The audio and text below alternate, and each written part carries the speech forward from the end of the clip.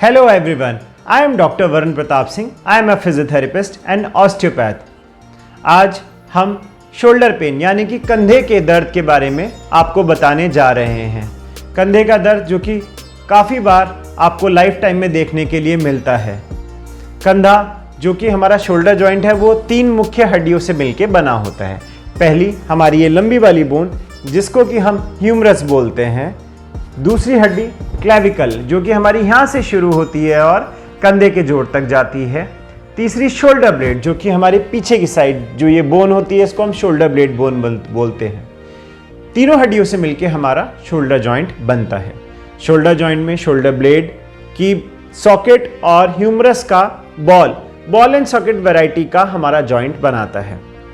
हमारा कंधा बहुत सारी दिशाओं में जाने के लिए सामर्थ्य रखता है क्योंकि उसकी बॉल एंड सॉकेट वैरायटी का जो बनावट है वो उसी हिसाब से बना हुआ होता है।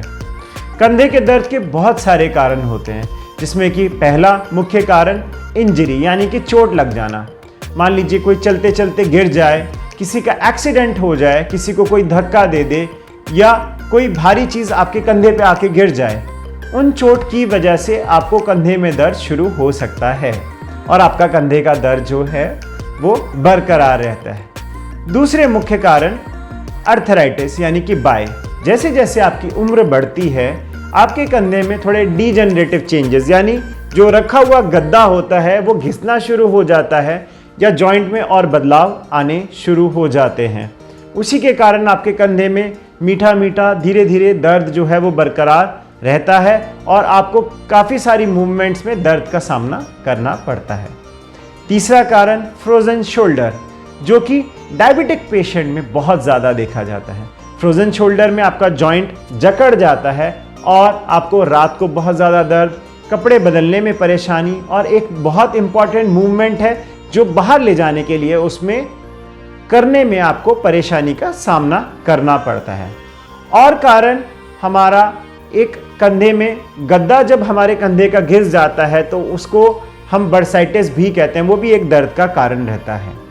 इसके अलावा हमारे आसपास कंधे की जो मांसपेशियां हैं उसमें सूजन आ जाती है जिसको हम टेंडनाइटिस के नाम से भी बताते हैं। इसके अलावा हमारे कंधे को प्रोटेक्ट करने के लिए छोटे छोटे धागे होते हैं जिसको हम लिगामेंट्स बोलते हैं, उसमें भी कई बार इंजरी होने की वजह से कंधे में सूजन या दर्द बरकरार रह सकता है। अब यह पता लगाना बड़ा मुश्किल हो जाता है कि जो दर्द आपको कंधे में यहाँ से लेकर नीचे तक जा रहा है या कई बार नीचे तक भी जाता है कि वो दर्द क्या कंधे से ही आ रहा है या फिर गर्दन से नीचे रेफर होके जा रहा है।